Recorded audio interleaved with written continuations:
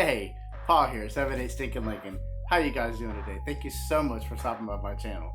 Really appreciate it. Hey, while you're here, please go ahead and hit that like button, hit that subscribe button to get notified of new content, and check out what we got going on today.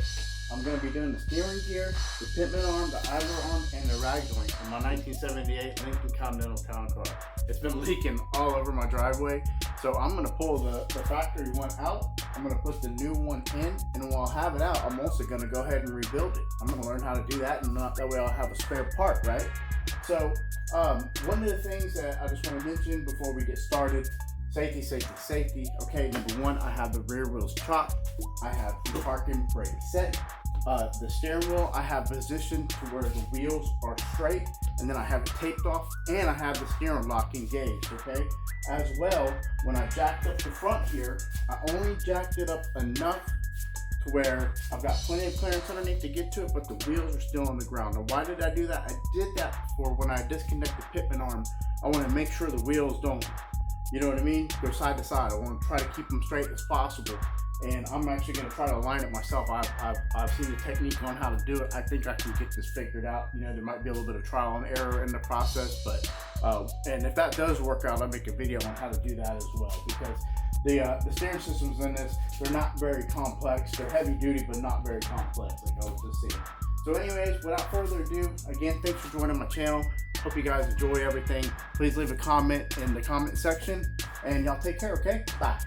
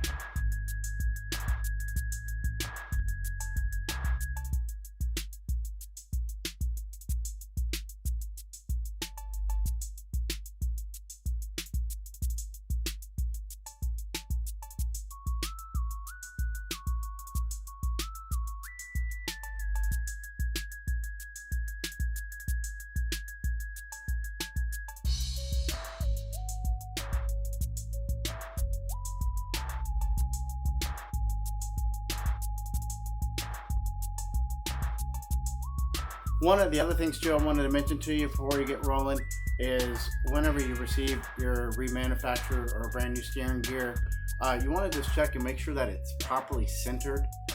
Even though like the one that I got coming from Cardone, it's already been centered, and I do have to say they did a good job, because I did check it and it was smack dab in the middle. So what you want to do is, it's a pretty easy process. Basically, you'll take well, like in my case, I took a pair of channel locks and I masking taped the heck out of them. So whenever I grab the input shaft, it wouldn't scar it up or mess it up, you know what I mean, or strip it in any which way or shape or form, for the rag joint to be able to slide onto it easily. And then I counted the turns from lock to lock. So basically what you'll do is you'll take it and you're going to turn it all the way to one of the locks, and you don't force it, right? And then you're going to count the amount of turns going back the other way. Now, I will give you a little tip if they don't tell you about, and I haven't seen it online. Whenever you hit the middle of the steering gear, the middle, you know what I mean, you'll feel it, because you have to put more pressure on it to, you know, to get it to continue to turn. Now, so that's your center, right? And so basically what I did was, when I started feeling that right there, I went about halfway in the middle of that, and that's where I left it, and that puts my steering gear center, and it just so happened to line up with the marks that they had already put on there. So they did a good job. I'm happy with it, but that is something you want to check, right? Because the last person to have this in their hand, it's not their car. I'm not putting them down either. I'm just saying you just want to check it, because it's not something you want to have to try to do once it's in the car. It's easier to take care of this stuff while it's out of the vehicle, obviously. So anyways, just want to share that with you before we got rolling. So real quick on the steering gear, I have pre-installed the steering coupling. What I did to do that was I had to, or you can call it the rag joint, I had to loosen this all the way, and then I took a real hammer, okay, but you don't bang it hard, a socket that would, you know, fit this hole just right, and then I gave it a couple median taps, and also looking from underneath the car. So right here, it's very crucial that you have this as close to the body of the steering gear as possible. This did not work. I had to take the steering gear back down, and I had to put the coupler closer to the body of the steering gear. So you have to do that, okay? Because there's just the bolt holes on the steering gear itself will not line up if you do not. And it's lined up center with this. Well, so is the one underneath right now. So, and the other thing I did too was I got the wheels, at least the best that I can, locked in place. I don't have any of them off the ground. So whenever I do release it from the pitman arm, hopefully those will stay in place and will at least get in the ballpark whenever I put it back together. So anyways, that's another, you know, we'll see what happens with that. But anyways, carrying on.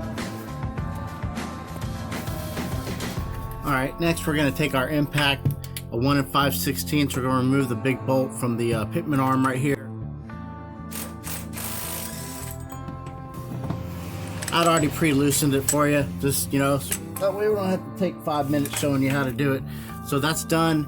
So next I'm gonna get my pitman arm puller in place, and then I'll demonstrate how we're gonna do that. All right, I'll get right back with you. So we'll slide the pitman arm puller in place. I am not a big fan of this one. As you can see, this one is rounded at the bottom like a mushroom, so you can't put a socket over it. So this is not the one I suggest getting. This is the one I have, and I've got to make it work. So it slides over like so, and then that hole that you can probably barely see here is what you can see. This, it's kind of rounded, right? Gonna fit right in there, and that's what it's gonna push off of to release this pitman arm. Ooh, trying to get a little heavy. Looks like I'm gonna need both hands for this. Okay, looks like we're getting close.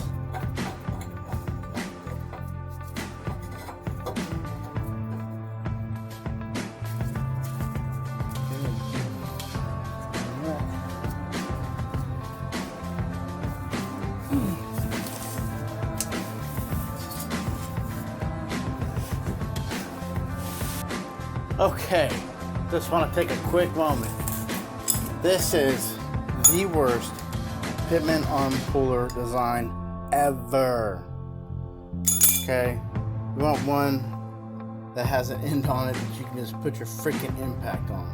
Okay, if you somehow make the mistake of getting this one, I had to lay down, go all the way up to the passenger side by the bumper where the control arms are, grab onto those, and then use my foot to get this thing to crank. I finally got it, but man, I'll tell you what, this took a lot out of me. So do not use this one. You want to get it on there by hand and then take the impact and just tap tap tap tap tap, and that's it, one and done. This is. So we're gonna take a look. So the rag joint is right there. Okay. So basically what you'll do here is you'll take a 7/16 socket and 3/8 drive ratchet or a 7/16 wrench, and you'll loosen the rag joint from the steering input shaft. Basically it's just one screw. You'll just loosen it, and you don't have to remove it all the way, and then that'll allow the steering gear to slide off whenever you undo the mounting bolts on it. So also you'll see here in just a moment, I'll go ahead and post a sticker of that too, that way you can see it. So to remove the steering gear, those 3 big bolts right there, you see one that the ratchet's on, then there's another one right there, and then there's another one just right up there. Those big ones are 3/4 inch with a short socket and an impact. You can get it in there. I only got a deep well, so I'm going to use a hand ratchet. We'll loosen these 3 bolts, but do not remove. And then we'll go up top and remove the 2 power steering lines, let those drain, and then after those are done, that's when we'll come and we'll remove this, and then we'll be able to slide it off.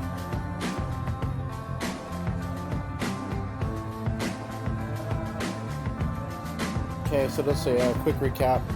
I've got in the pitman arm pulled right now. I don't know if you can see down in there. Let's see if I get the flashlight in there. I'm pulling these 2. Let's see here. Come on, baby. Oh, you can barely see them in there. Jeez. Let's see here.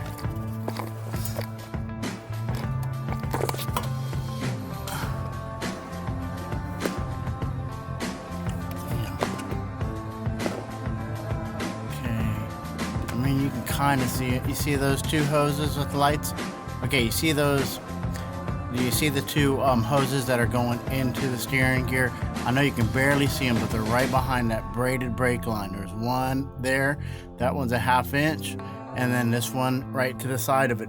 I think that's going to be a 9/16. I tried using crow's feet, couldn't do it. I'm just muscling it out with a wrench. You know, on both of them, it sucks, but hey, it's got to be done. So anyways, just wanted to show y'all that, moving right along. So I've already got one of them pulled. I'm going to get on the other one, get that one released. I already have it all drained it into a pan below there. And then I'll remove the steering gear. Okay, so I got them both off. The first one is a 1/2 inch, and I just used a 1/2 inch box end wrench. And then this other one is a 9/16. I use a 9/16 box wrench. However, I will tell you this. You want to go behind the master cylinder like this with the wrench to get the angle on this one where my finger is, or you'll strip the hell out of it. You got to come from underneath here. Do it like that. It's super easy. Just get both from there, one after another. Both with small box end wrenches. They weren't too bad. So I've got those. I've got them draining into a pan, and now I'm going to go ahead and remove the steering gear. Okay, so I've taken the other half of the steering coupler and I've put it together. So this is the side that goes onto the car side.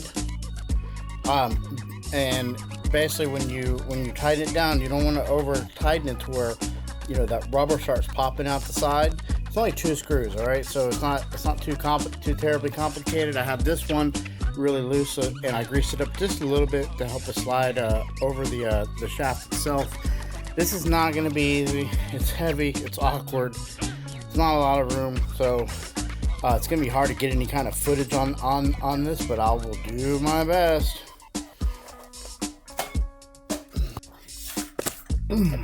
Okay, so here's where it gets tricky. To get it hung, you gotta hold it up in there, right? You gotta get it started onto the coupling here. All right, and that's a feed in itself, getting it lined up. Make sure that that one side of the coupling is as loose as possible. The side that goes to the input on the side that comes from the steering wheel there. And I've got to remember to tighten that down as well. Once you get that lined up, what you'll do is you'll have a pry bar back here that I used. I have a Phillips screwdriver, a long one, that I shoved through the hole. And what I did is I used it as a guide. And I had to to get this and get some leverage, and I had to push this forward towards the back of the vehicle to get that hole to line up.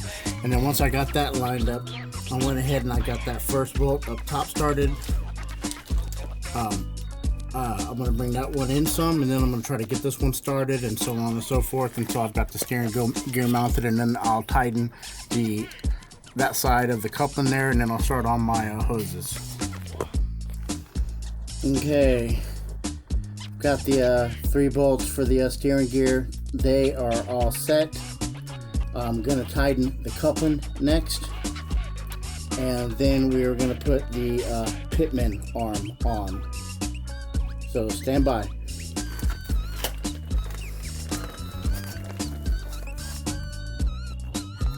Okay. We're about to remount the pitman arm. We've got the coupling is completely done. Got all the main bolts. They're all torqued down, super tight. So we ain't gonna worry about nothing like that. And anyways, I'm just gonna see if my impact's strong enough to actually bring this down. I doubt it is.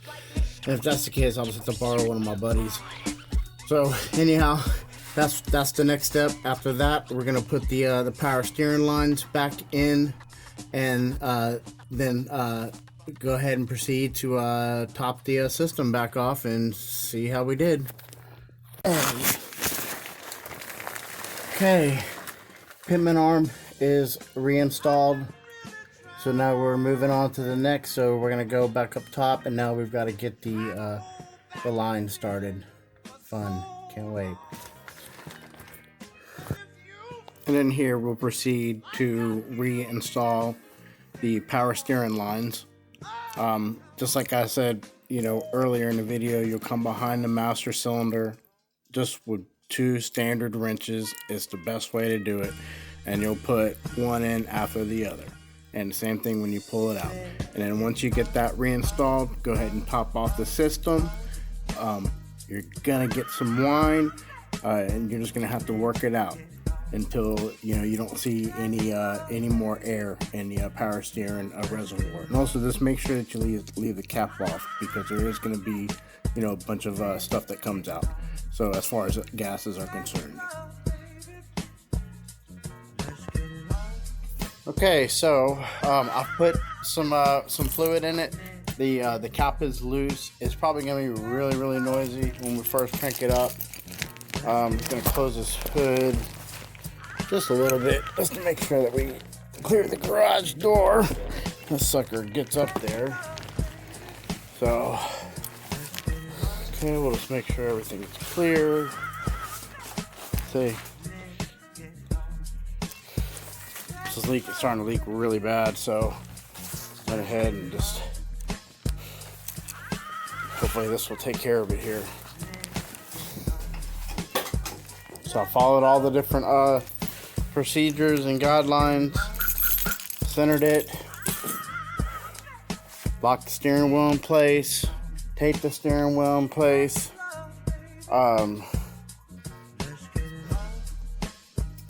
and I mean, at the end of the day, after everything was mounted, the marks on the steering gear lined up. So I mean, not really much more you can ask other than that.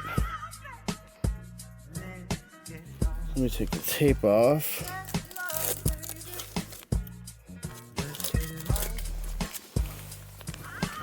So we had no movement on the steering wheel, no movement on the wheels, and the marks line up on the timing gear. And the marks line up on the steering gear. Got the keys. Oh, come on. Probably gonna be a little loud at first, but that's normal. The name of the game is just get it out quick and start turning the wheel.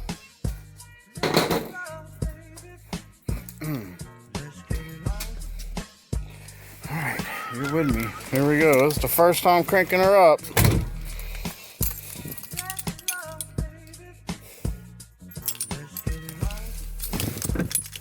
The choke's already set.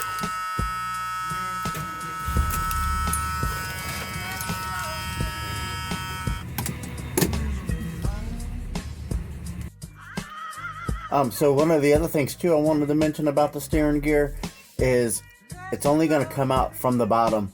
Basically, once you get it disconnect, once you slide it off the coupling, you'll take the steering gear and you'll take the side that the steering coupling is on and pivot it towards the top, basically towards the hood of the engine, and then slide the bottom out between the exhaust manifold and the frame you see right here. And that is the only way it's going to come out. And the same thing when you're going back up in it. You got to lay it, set it on the ground on its bottom, and then go straight up with it, and then pivot it towards the steering input shaft. And then have fun. That's all I got to say. It can be done, but it's not fun.